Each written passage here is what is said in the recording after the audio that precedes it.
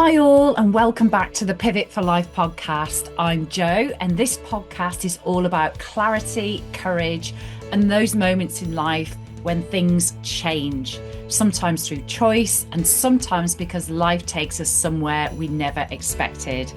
And today's conversation is about something every one of us will need at some point in our lives, and that's resilience.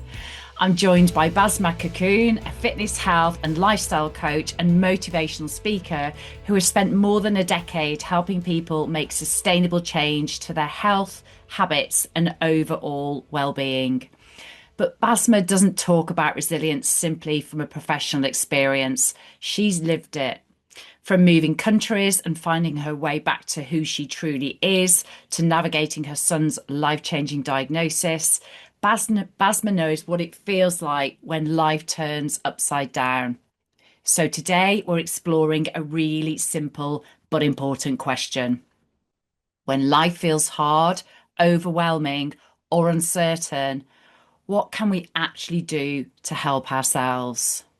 We'll talk about the small, practical changes that can help us build physical and mental, emotional strength, and how we begin moving from simply surviving to feelings that we're able to thrive again.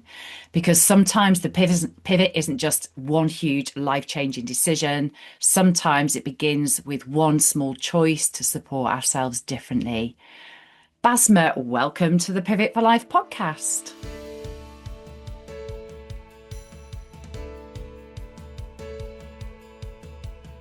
Hi, Basma. Great that you can join me today. Thank you. Thank you for having me. I'm so excited for today's episode. Yeah, me too. Me too. And I know you are going to impart so many wealth nuggets of wisdom to the listeners today with your experience behind you. But before we get into any of that, just for me, and obviously, well, not so much me, but certainly for our listeners and watchers here, for someone who doesn't know you or is meeting you for the first time, tell us a bit about who is Basma, and obviously not the job or the bio or the title, but who are you? Oh, I've been trying to find myself for a while. So answering this question, it might take a minute. So me as a person, I describe myself as a highly adaptable person. I can adapt to any situation, but it takes a lot of time and effort. From the outside, I seem like I'm outgoing, I can do it all, but from inside, I work hard for every single thing. Whatever I achieved in life, it's according to my mindset. So me as a person, I focus a lot on my mindset, on my positive mindset, on who I am as a person before who I am in my job. Because when you internally connected with yourself, that's how you succeed. So to answer your question, who I am as a person, I'm a person who a great believer of mindset. Mindset is the one Yeah. that takes you where you want to be. Absolutely, Yeah. absolutely. And I guess linked to the mindset is our choice, isn't it? Are we conscious of how we're thinking? Are we aware that we may be in a critical mindset or a growth mindset as we talk about? But quite often as human beings, we're so unconscious about how our mindset is existing and therefore how it impacts us. Is that something that you believe as well and from your experience have seen? So, awareness is the number one thing that can affect your mindset. When you're aware of yourself, aware of your behavior, and you're kind of connected with who you are, like whenever life shifts, you can like take a moment and breathe and think, is this who I am? Is this my mindset talking or is this my emotions talking? So it's Yeah. more about being aware, being connected to yourself, and also give grace to yourself. Because sometimes we're very hard on ourselves and we're like, oh my God, that's not me. How did I do that? But we always have to stop and go back to your mindset. It's Yeah. okay. What did I learn from this situation? How can I make it better? Yeah. Because we all do like fall into the trap of our mindset taking us somewhere else where we don't want to go. But it's Yeah. the power of slowing down, take a pause, and think, is this me Yeah. or I can make it better? Yeah, I love that. So for you then, it's when you feel yourself maybe getting overwhelmed, it's be really conscious about taking that pause, take that moment to really see yourself where you are in that moment rather than just reacting and continuing on almost an unconscious or an emotional charge, really, isn't it? Driven by thoughts. Yes. Yeah, Yeah. absolutely. And what do you believe, when you started out in your life and, we talk about mindset and we talk about how we show up for ourselves, but when you started out on life, did you expect to be where you are today and what you're doing today? Or what did early life look like for you and what were your aspirations, if you look sort of to the younger Basma? That's a really good question because I get goosebumps. Oh, I come from a very conservative family. So by conservative means a woman doesn't have to do stuff. She has to just be a good housewife, be a good mom, and that's it. So overcoming this was a great achievement for myself yeah, because wow. I refuse to be put in a box where you're only fit for these stuff. You're only fit. I still am a proud mom. I still am a good housewife, but I still Yeah, have my passion, my work, my aspiration, my success story. So if I look back to when I was really young, I would never ever expect that I would be here today. Because yeah, overcoming this was like, whoa, that's really hard to overcome. But it took like step by step. I achieved a tiny little, like, it's not I achieved. I set a little tiny goals every time. So my first goal was to speak better English. My second yeah, goal was to be a better speaker.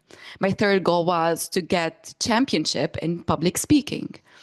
And then things started going better and better. And I working on my mindset that I cannot be here right now in the moment. I have to be patient and take it small yeah, step at a time. And the really thing that most people fall into is whenever they get the first hiccup or the first failure, they say, oh, this is not for me.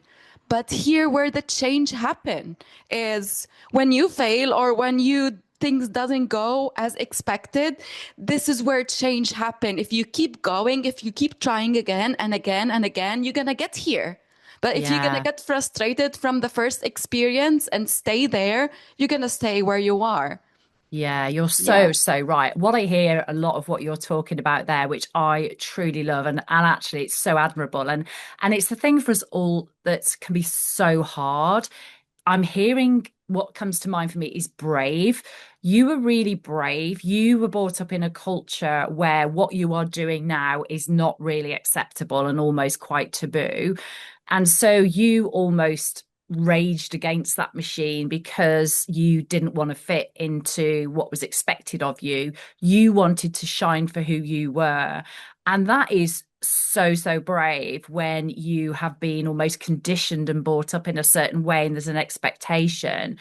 And then you talk about doing things for yourself. And when you get knocked down, to pick yourself back up for any of us, it takes courage, it takes bravery. So what are the things that you have done? So you talk about taking small steps, but if somebody's feeling knocked down with your experience and people that have come to you, what advice would you say for them? Because for some of our listeners, taking a small step, it for them might mean feel like climbing Everest, right? It might feel so large and so like unachievable and scary that they actually feel paralyzed. So what advice would you give people listening about that, having done that yourself?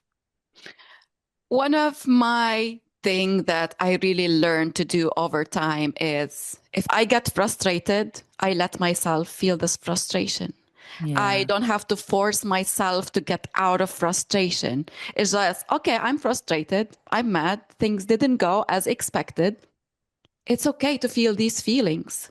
But what is not yeah, okay is to stay there. okay, Mm. I felt this. I felt like discouraged. I felt like I failed. I take a moment, I feel the feeling, but then I set a plan. What did I learn from this? How can I make another step? Or how can I if this thing didn't work this time, I can try again. And I know Yeah. trying again and again and again is not something fun, but we always have to look at the light at the end of the tunnel. Because the Yeah. tunnel might be dark, you might be scared, but doing it anyways, because life is going anyways. Yeah. If you prefer to stay in the dark tunnel or you'd like to keep moving forward to the light, Yeah. yeah, so life is gonna happen anyways. Do it, Yeah. keep doing it over and over and over again, and I'm sure you're gonna get there. Yeah, yeah. So Yeah, it's that self-belief, isn't it? So again, you talk about take that moment, even in moments of adversity, and also start with the end in mind. So have that vision, really go for it, what it is that you want to go after, and just keep shuffling, sprinting, moving, crawling, whichever way it is that, towards that. Even on days, I know for some people, for all of us as human beings, you don't want to get out of bed or you have that momentarily feeling of overwhelm, but knowing actually that's a moment in time, it's not your whole life, is it? Right. So I think yeah. it's trying to remember that for all of us as well. And when you look back now, what do you see as the biggest pivots that shape your life? We talked about these challenges, we've talked about being brave, but what were some of those biggest challenges or pivots for you? Um, I have a lot of pivots that happen, but one of the most important pivot is in 2021. So it was the first week of 2021. It was the first Monday. I just finished reading the book. I forgot the book. Anyways, We can maybe put it in the show notes if you yeah, we're think it's gonna put one it in worth the show. reading. Yeah. But I was reading a book and I figured out that I have a highly adaptable personality. And I was like, oh, I do have a really highly adaptable personality. I wonder, like, how can I deal with life? And then on Monday of 2021, I got a phone call. My son was one, and I got a phone call that my son has muscular dystrophy. And getting this diagnosis has been devastating. Yeah. Like just hearing that someone you love, like like a 1 year old has a disease, it's my I was like, I cannot be weak. I cannot afford to be weak. It's like I have to, I have the urge feeling of fixing everything because Yeah. I want to make the environment for my son like a healthy environment for him. Yeah. So, so getting this news, it was devastating, but at the same time, it was very powerful because I knew. I finished reading the book and I knew that I have a highly adaptable personality. And I knew that God gave me my son for a Yeah. reason. Yeah. And since that day, like before 2021, I was just a regular person who just works out and do regular stuff. But after that, in 24 hours, I wake up as a strong.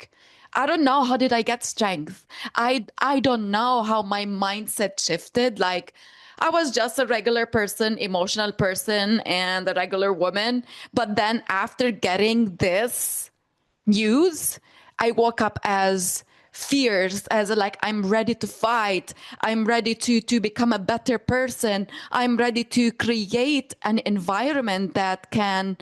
I have a lot of. I had a lot of things to achieve Yeah. just by getting this news.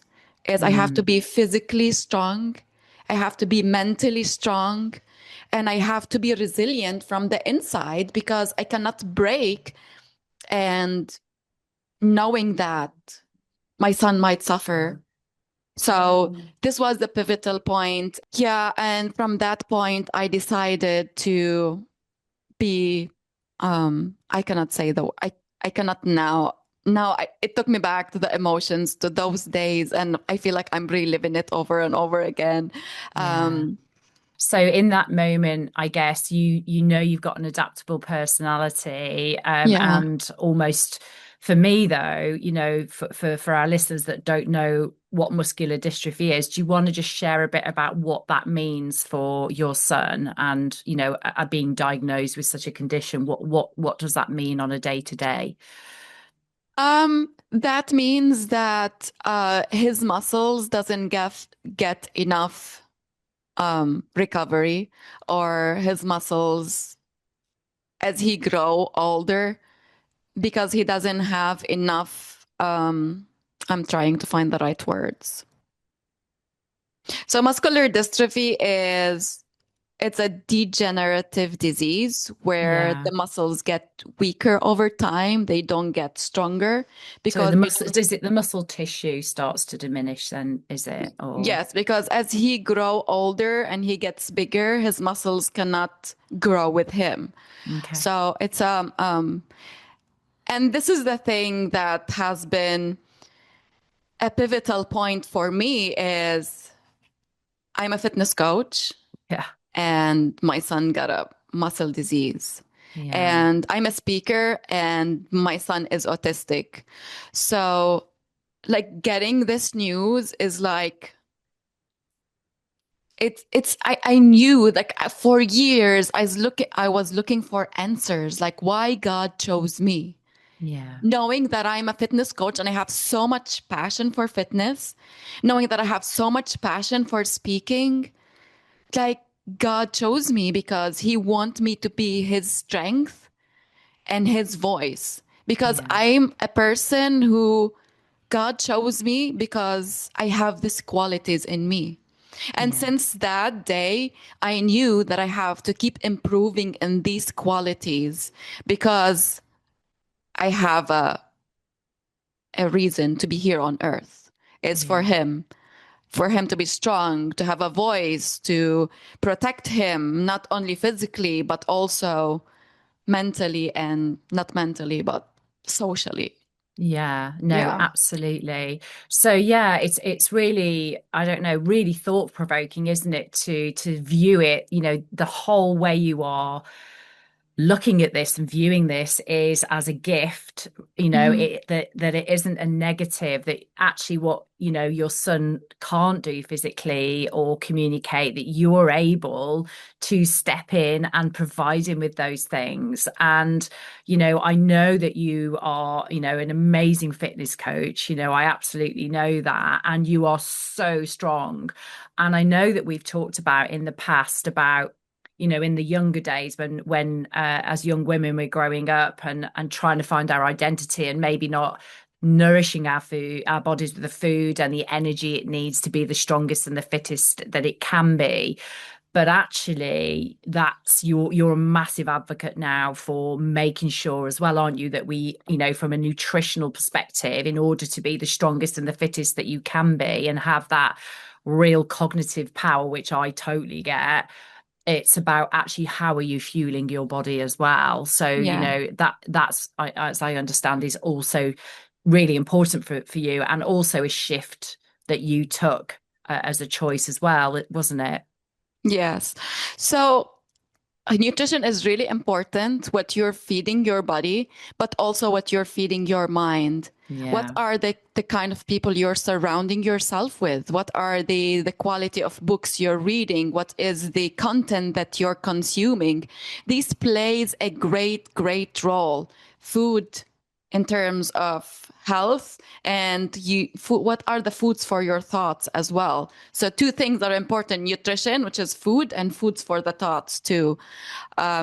This plays a great role in adapting and overcoming and getting stronger, and just go through life in the right way, I feel. Yeah, no, absolutely. Yeah. And actually makes you feel I suppose, more able to cope with everything that's coming at you day to day, so whether that's for you, and I know you just pick up your son, how old is he now? He's gonna be 7 in a month. Yes. Oh, so he's Yeah. 7 in a month, and a 7-year-old growing is no small 7-year-old. Yes. And so to be able just I know I've seen you scoop him up as if I'm picking this up or whatever, like you Yeah. do. It's incredible. It's Yes. incredible. So how can our listeners really help look after their own physicality for themselves, but also maybe if they are caring or looking after others, what advice would you give them from a physical well-being perspective as well? Um, yes, this is, like my face light up. I know, I know. So I say this all the time. A lot of people say, but I cannot leave my kid for 1 hour and go work out. Oh, I don't have time. I have better stuff to do. Oh, but how can I do this the whole time? But do you know that fitness can actually save you a lot of time? You're thinking that I'm Yeah. using 60 minutes a day, but it's actually saving you a lot of time.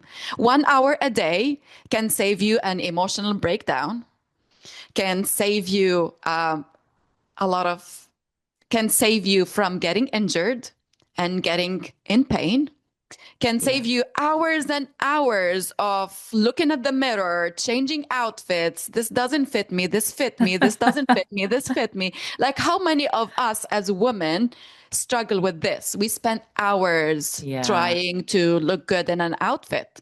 Mm. So, and it gives you a lot of emotional clarity and clarity in your thoughts, clarity in take, because there is a lot of power in taking care of yourself, like spending this 1 hour for yourself, for your mental and physical health can change a lot of things in your daily life, can change how you look at yourself.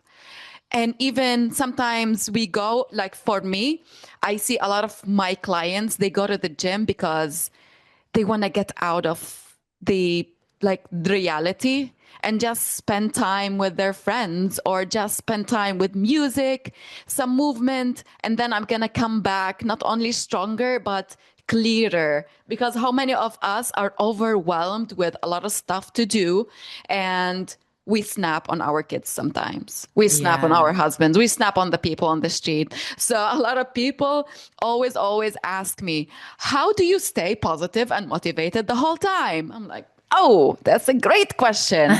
Number one is because I work out, and this 1 hour of workout gives me a lot of clarity, a lot of mental strength, I feel like so light. And number two is, as a mom, doing stuff that you really love changes every single thing. Like me as a fitness coach, I love coaching group sessions, and I feel so energetic, and I feel this kind of sessions recharge me Yeah. because I am putting my passion in action. It's so Yeah. powerful that I come back home so full of energy, so excited to do stuff, because sometimes in our everyday life we do stuff that we don't want to do, like Yeah. cooking, cleaning, Yeah. laundry, and a Yeah. lot of these stuff.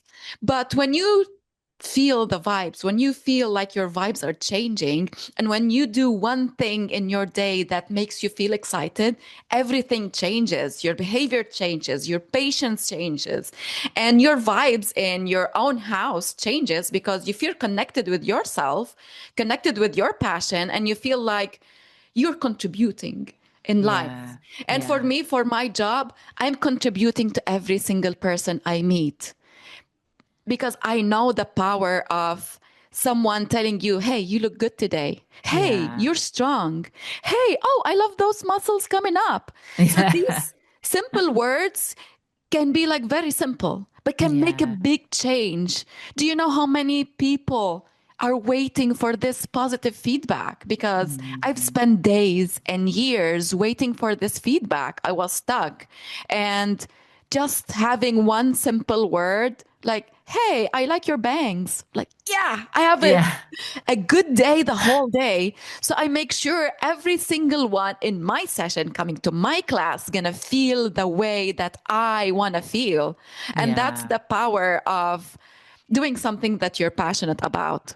Yeah, I Because, love that. I love that yeah, so much. I think, finding that passion, what allows you to plug back into you, to connect back in with yourself, also to ground you, yeah, and what you say there is so important on a human level, isn't it? No matter whether you're going to the gym or going for a swim or even just going for a walk, because I know there's a lot of people out there that would be like, oh, fitness really isn't my thing. And yeah. I get that because we're all different, but doing something you love really helps you to lift yourself, doesn't it, emotionally and mentally, and enables you, all of us actually, to take a step back from that overwhelming life, to take coming back to taking that beat, taking that pause, which is so very important for all of us, I think.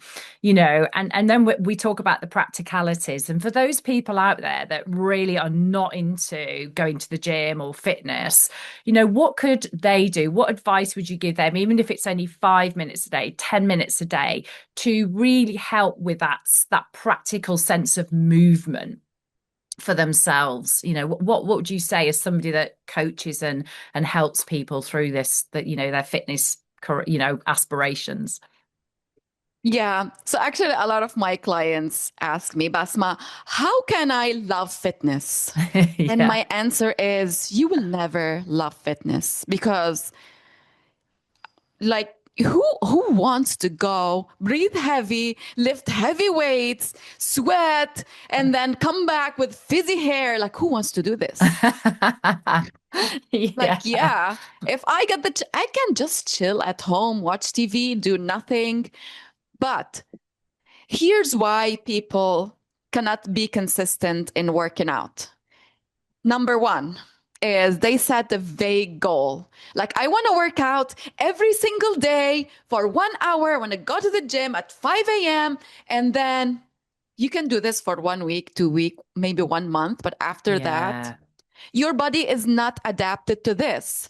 Your body is not used to this because your body wants chill mode. Yeah. Is looking for where your nervous system is chilled, neutral, not here. Yeah. And also mentally, right? So it's not just the physical element, it's mentally. Instead of Yes. bouncing out of bed like you would do in the first week, the second week, you're probably feeling quite fatigued. And therefore, your thoughts Yes. start talking you out of actually even going or getting out of bed, right? Do you get Yes. Yeah. So your body will be like, whoa, we were just chilling last week, few weeks ago. What that? happened now? So your Yeah. brain will start sabotaging this. Oh, let's just rest. Oh, that's too much. Oh, I don't have time. Oh, I'm anxious. I'm agitated. And then you quit. Yeah. Yeah. This is reason number one. Reason number two is we go to the gym, for example, we sign up for classes and we sign up for the very extreme intense classes. We can survive for quite a bit, but after a while, your body is not adapted to this kind of intensity. Or your body is shocked as well. I'm gonna lift heavy weights. I'm gonna run fast. I'm gonna chase the person that has been going to the gym for 10 years. And then your body is gonna get fatigued and you're gonna feel overwhelmed. Your cortisol level is gonna raise. And then this is not consistent. So reason number three why people cannot stay consistent in working out is because they pick something that worked for somebody else. For example, Yeah. lifting weights works for me.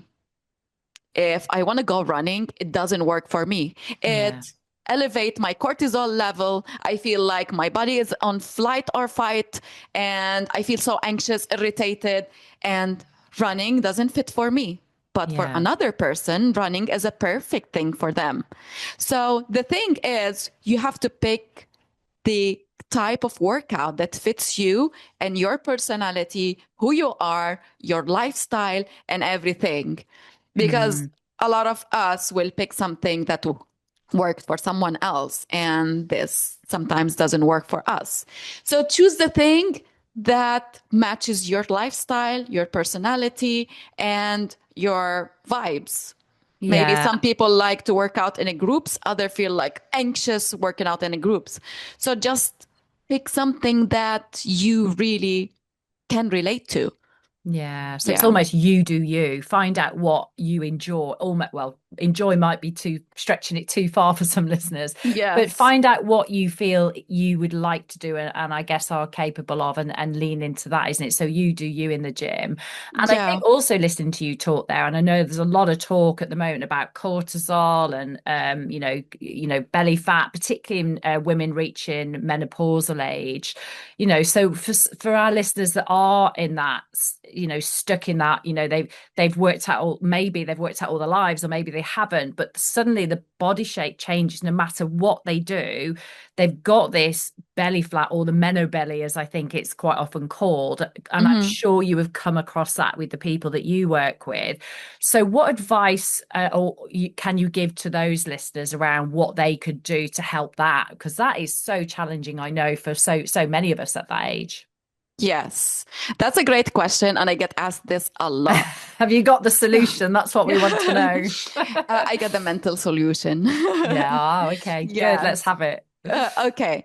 So when you get older, or when you like have a, I'll tell you a personal story. Brilliant. So, yes, 6 months ago, I moved from the US to the UK. In the US, I loved my job there. I loved my friends there. I love the weather. I love my Yeah, house. And surprisingly. I've lived there for years. And changing from there to the UK, it's still a great country, but I'm still not adapted to this country. I don't have friends. I'm an extrovert, and I have a lot of stuff to talk about. I have a lot of energy, but I cannot expend this energy. Yeah, And I'm adapting to a lot of stuff.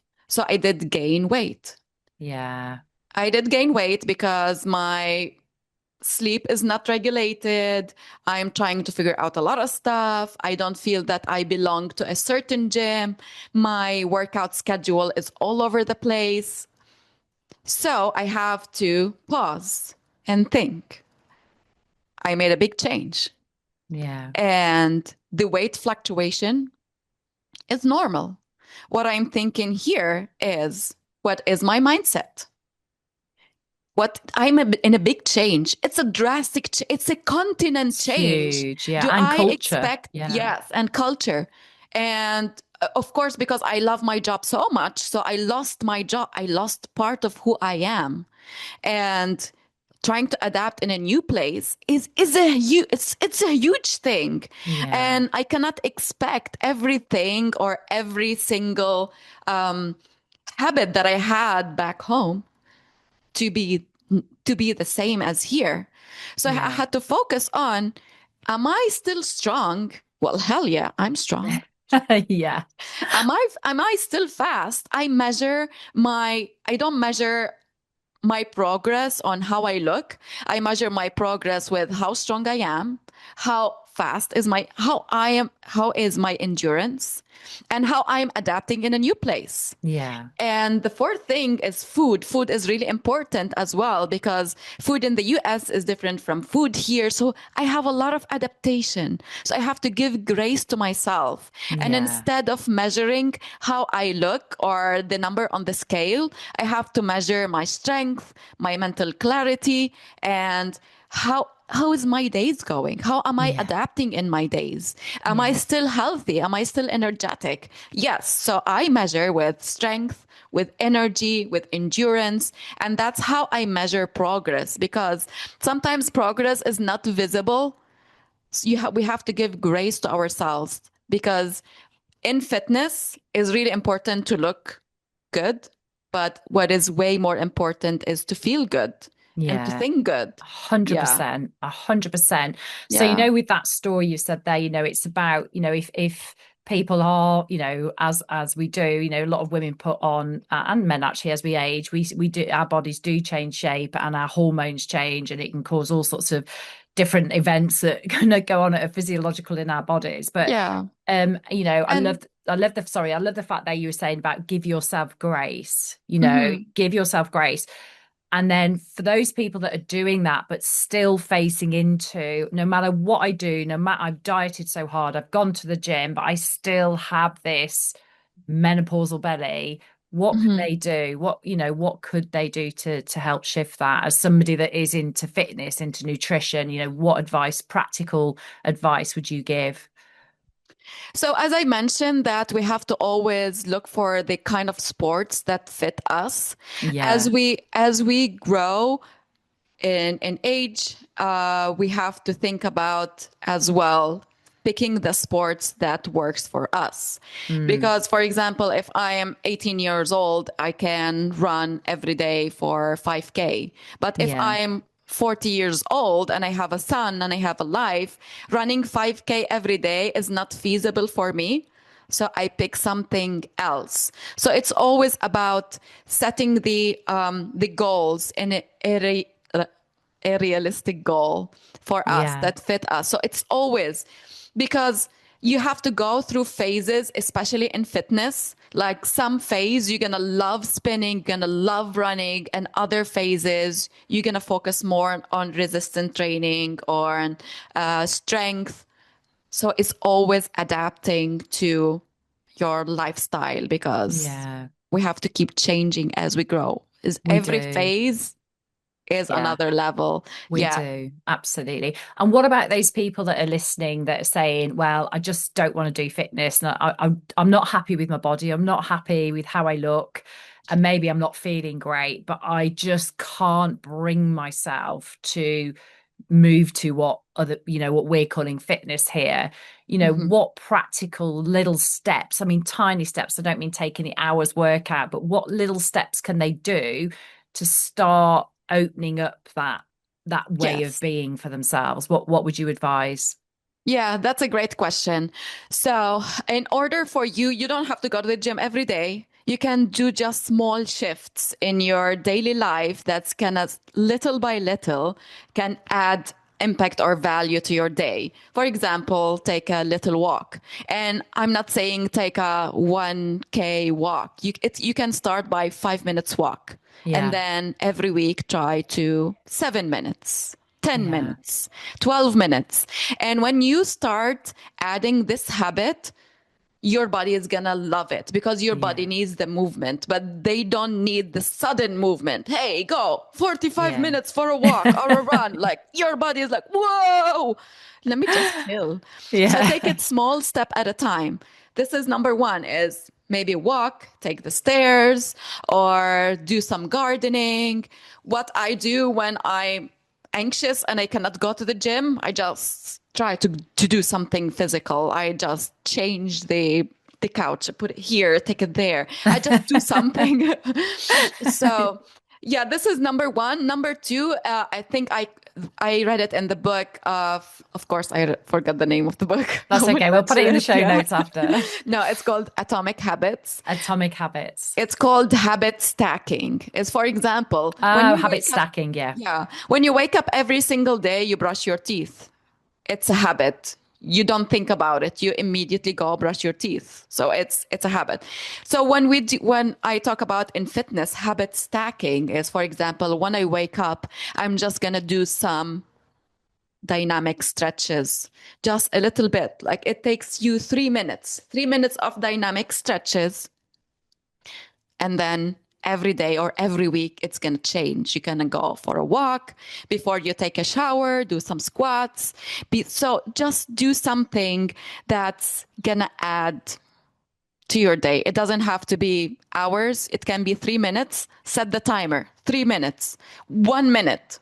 yeah. Anything works and keep adding it and adding it and adding it until one day you're going to go to the gym for 35 minutes. And if you don't, call me. Yeah, absolutely. Definitely give you a call. Yeah. And what I love about that is the cumulative effect, right? And I know when I've coached people, I talk about this that if you only do something 1 minute a day or 3 minutes a day, say 5 minutes a day, times that 5 minutes by 7 days a week. Okay. So, Yeah. that's 35 minutes you wouldn't have done. Times that by 4 weeks. So you're over 2 hours, times that by a year. And then suddenly you have done exponentially more movement Yes. for your human amazing body than you will have Yeah. done opting just to brush your teeth and then go and sit down and just have a coffee. Or maybe it's while you're making the coffee or boiling the kettle, you're just doing some stretches, right? So it's Yes. in that habit stacking, which I love, that the atomic habits. Um, it's And about whatever you're doing. So whether it's you boil the kettle and you make a cup of tea every morning, maybe you do some knee raises or some side stretches, just building those little bits of movement into the body, or even put a yeah. tune on that you love and dance to it while the kettle's on, and just get yourself Yes. moving, right? Yeah. But I And it's think, yeah, sorry, go yeah. on. And I think, like, think about it of getting 1% better every single day. If you Yeah. focus on 1%, you're gonna improve 365% better. If you say one day, only one thing, just do one simple thing, 1 minute. Yeah. Yeah, no, absolutely. The other thing you talked about there, which I know for my recovery following the brain hemorrhage was so important, was sleep and rest. And I was somebody before the hemorrhage, I used to sleep 4 hours a night, crack on. I just didn't Yeah. seem to need sleep. So for you, what role for you does sleep play for all of us, and how important is that? And how much time would you say people should be definitely aiming towards getting if they can? Yes, that's a great question. And sleep is my great struggle. About a year ago, I suffered from a very, very intense depression, and I did not sleep for 2 weeks. I Wow. was going crazy because my nervous system was to the roof. I had a lot of stress. And all of this was because of accumulation of stress over the years. Yeah. And so after this 2 weeks, I had a lot of like I was literally going crazy because Mm. like the importance of sleep is amazing. And I always have struggle with sleeping when stuff is not aligned, when I'm not aligned with myself. And this Yeah. is where my brain keeps working and then I lose sleep. Yeah. So since then, I've been taking medication to sleep. Yeah. And this week, I stopped taking the medication. Wow. And how's that Yes. going? How's that going for you? I have a lot of headaches. Yeah, just with the withdrawal for the body physically, isn't it? The body's used to Yes. something. Yes. But I was so scared that I'm gonna keep relying on the medication to sleep. But your body needs rest. Yeah. And during that time, I was refusing to take any medication because, like, no, why? No, this is something natural and it has to go natural and all of these stuff. And and it was all of because of accumulation of stuff over the years. And because Yeah. I did not take care of my mental health when I first get the signs of depression, and I kept like saying, oh no, I'm strong, I can do it, I got it, I got it, I got it. And then 6 years later, my body was like, you did not get shit. Yeah. You Yeah. have to just Literally. take care of yourself. Yeah. And taking care of yourself is physical, but as well as sleep, mental, doing stuff that is aligned with who you are. And then now I feel after all this change and all of this move, I was all over the place because it's a big change. And Yeah. one of the stuff for me is losing my job. Yeah. It is really devastating. So now I got a job and I work on the weekends and I'm so excited. That's brilliant news. Yes. Yay. That's great news. So sleep is really important. It really plays a great role on your body shape, on your cortisol level, on your strength, on your mental. And yes, so now I am drugs free, Yeah, that's not drugs, brilliant. but Well from this done. specific medicine. Yeah. Yes. So sleep is really important. And Yeah. I if know you're it's having, yes, and if you're having troubles sleeping, just try to call for help now and yeah. try to fix yourself, not fix yourself, try to fix the cause because Yeah. sometimes your body is giving you signs that you're over accumulated, that you're stressed. Just Yeah. watch out for these signs and just keep going.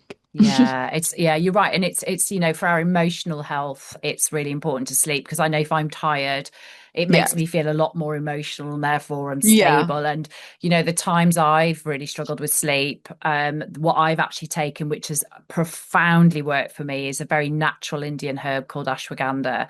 Oh, And yeah. that literally, after once it gets in your system, because it's an adaptogen, right? So it doesn't Yes. over toxify the body. If anything, it helps Yeah. the body. And so actually, once that gets into your system, it's knockout. It really Yeah. is knockout. And it gives you that deep sleep as well. Even if Oh, it's that's not good. loads of hours, you get a good few hours of properly rested sleep, which is so, so important. One of the things we were going to talk about as well today, which I'd love to delve more into, and this is also linked to your own story, of moving from where you were in the Middle East out to America, then over to the UK, but also, it's the word resilience, and we use the word resilience a lot in society, but what does resilience mean to you? What does it mean to you? Because we talk about we all need to be resilient, dust ourselves down and crack on. But there are Hmm. times if we just keep doing that, like you've shared so vulnerably is your own personal story because you did that. And then lo and behold, something, it catches up with us. So for you, what is resilience for you? What does it mean to you? So I have two different definitions. Okay. Yes. Definition number one, where it took me to depression. Yeah. Definition number two, where who I am right now. Yes. So I thought in the past that resilience is suppressing your emotions, keep going anyways, showing the world that you're strong, never asking for help, do stuff anyways. So this is what I thought Yeah. resilience is. And I did stuff anyways. Yes. And I did stuff myself and I did not ask for help and I did not ask for emotional support or for physical support. And I thought that I'm strong, independent woman. I've Yes, I got it. got it. I'm I nailed. got it. Yeah. Yes. No one mess with me. Yeah, yes. And this has reflected on my personality. That has reflected on how I look. I would always wear like a kind of the army outfits. I am always having Timberlands on. I'm always like so tensed up. And whenever someone talk to me, I'm so like I feel like I'm on the battlefield. I'm always at war.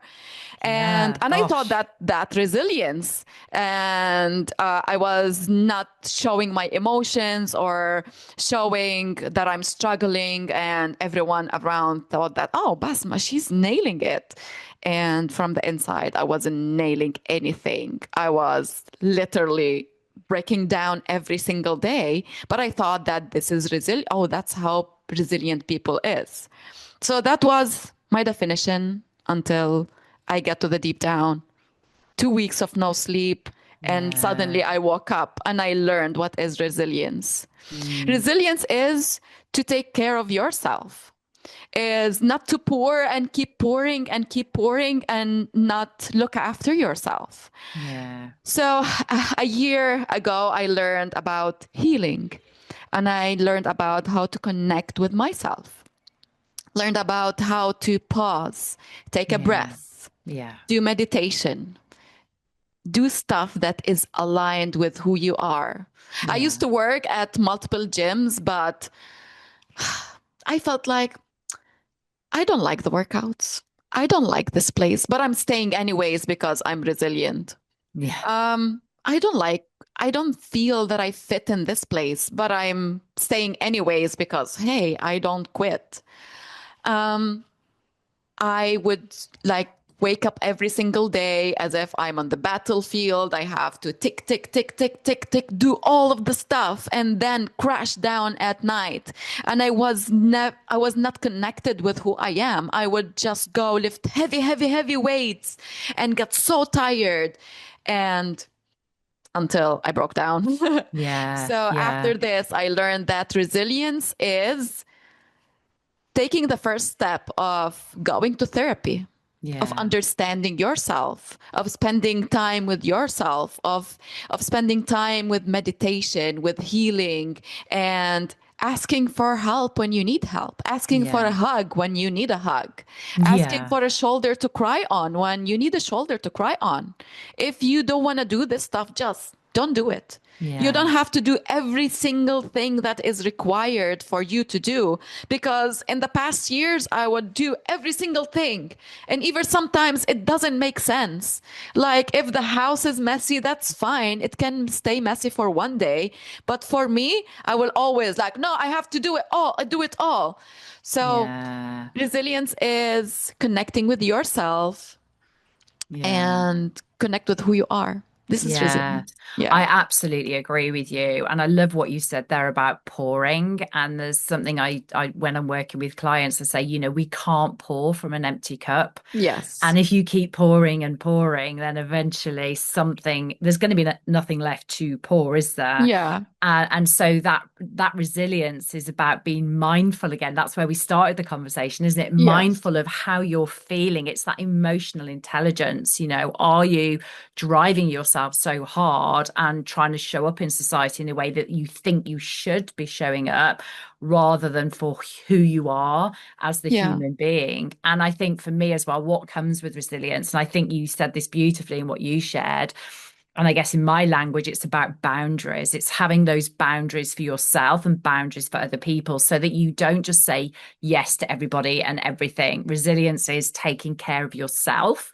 And the famous quote, isn't it, or the famous thing that we all hear when we fly an aircraft is put your own oxygen mask on first Yeah. before you put it on anyone else. Because if you don't, how can you help anyone else? So actually, if we're going to take that time, take that beat, to be choiceful, to check in with how we are feeling, put our own oxygen mask on first, then we can show up as we truly are, to then be able to help others. Yeah, and I really loved what you shared there, and your own personal story with that.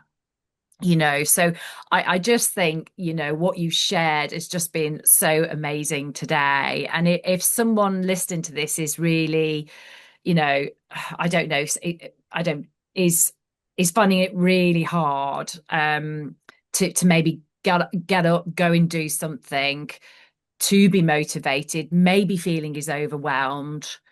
What do you want them to hear? Mm. If they are feeling overwhelmed. Yeah, or Yeah. stuck, or it's okay for you to, because you're here doing this podcast, but yes, it might be in this moment, but we've both been through adversity, as has everybody. Actually, we all have, but it's how we respond, isn't it, to that adversity? But if somebody Yeah. is feeling really overwhelmed, really stuck, almost where you were for that 2 weeks, Hmm. what would you want them to hear? Um, Woo, a lot of stuff. Yeah, a lot of stuff. Yes, yeah, they have to hear a lot of stuff. It's like if you're stuck, I feel you. If Yeah, you're feeling that you need a way out, I deeply 100% feel how you're feeling. yeah, This is the hardest feeling ever. But as I mentioned, look at the end of the tunnel, look where yeah, you want to be. And step number one, ask for help, maybe from a yeah. friend, or ask for a hug, or just go out and do something that you like. Mm. Um, get some movements. Yeah, It is yeah, hard to give an advice for this kind of situation because everyone respond to adversity differently, yeah. and some people will be fine with a hug, other people will need to talk, some will want to just go and have a walk, or just it everyone is different. And what what I wish that happened to me is just having someone to connect with. Yeah, Because when you talk and someone listen without judgment, it's so powerful. yeah, It has a lot of power when you talk to someone and you feel they yeah, you feel like so relaxed that finally I get this out and someone understands. Yeah. Because sometimes we have the people who will want to fix this. Oh, you're Yeah. feeling, let's fix it. Yeah. It's not what you Yeah. need, is it? It's not Yeah, what anyone that's needs what in that what I moment. need. I just want to let those thoughts out. So Yeah. Yeah. this, yes. Yeah, no, I love that. Yeah, we don't need fixing. Sometimes we do just need people to hear us and to see us and to listen to us. Yeah. And knowing that sometimes our thoughts are the things that can mean that we don't reach out for help because, maybe if you're in a bad place, those thoughts can take you to even more darker places that you're not Yeah. worthy or you shouldn't ask for help or you shoulds or you oughts or you shouldn'ts. But I Yes. think for me, one of the thing, and I think Byron Katie said it, is when a thought hurts, that's the signal it's not true. True. It's Yes. not Yeah. true. So, I love that. And for all of us, we need connectivity.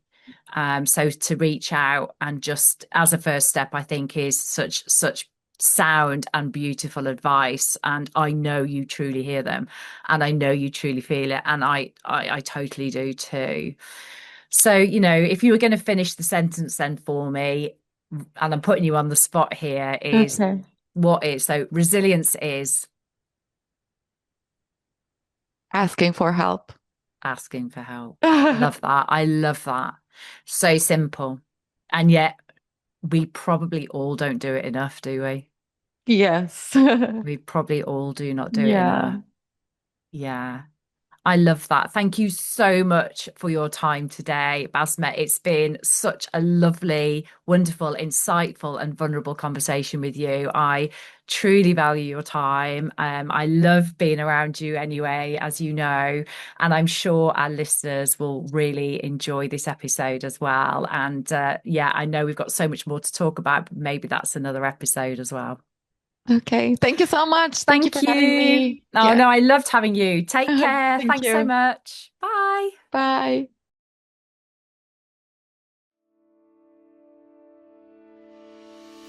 Basma, thank you so much for your time today. I think what I love most about the conversation is the reminder that resilience isn't something reserved for extraordinary people. It's something we can all build in ordinary moments through the small choices we make every single day. The choice to pause, to listen, to what we need, to ask for support, to care for ourselves, and sometimes simply to keep going when life feels incredibly hard. Resilience isn't about pretending we're fine and actually being unbreakable. It's about learning to know ourselves, support ourselves, and adapt when life feels something is different or off for us. So if you're listening today and life feels hard, don't leave this episode thinking you need to change everything. Take one thing, make one small choice that supports you, and begin there. Basma, thank you so much for sharing your story, your experience, and so many practical thoughts with us today. If you'd like to find out more about Basma, the work she does, or how you can work with her to support your own health and well-being, you'll find all of her links in the show notes. And if today's conversation has made you reflect on your own life, or perhaps you're feeling stuck, overwhelmed, or unclear about what comes next, you can also find me and more about clarity and courage there too. And if you'd like a little more support between episodes, you can join my free Clarity and Courage newsletter, where I share useful hints, tips, reflections, and gentle guidance to help you find a little more calm, clarity, and courage in everyday life. The link to join is also in the show notes. If this episode has resonated with you, please share it with someone who you think might need to hear it too. And don't forget to follow or subscribe to the Pivot for Life podcast wherever you listen or watch. Until next time, take care of yourself, be kind to yourself, and keep pivoting for life.